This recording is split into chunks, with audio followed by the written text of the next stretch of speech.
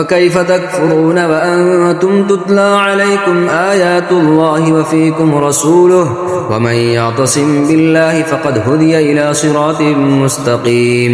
يا أيها الذين آمنوا اتقوا الله حق تقاته ولا تموتن إلا وأنتم مسلمون واعتصموا بحبل الله جميعا ولا تفرقوا واذكروا نعمة الله عليكم إذ كنتم أعداء فألف بين قلوبكم فأصبحتم بنعمته إخوانا وكنتم على شفا حفرة من النار فأنقذكم منها كذلك يبين الله لكم آياته لعلكم تهتدون.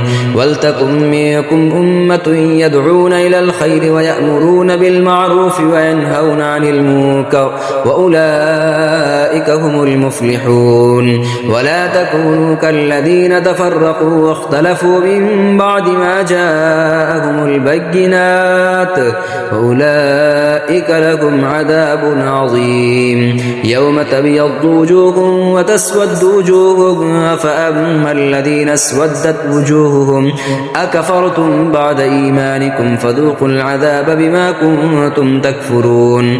وأما الذين ابيضت وجوههم ففي رحمة الله هم فيها خالدون.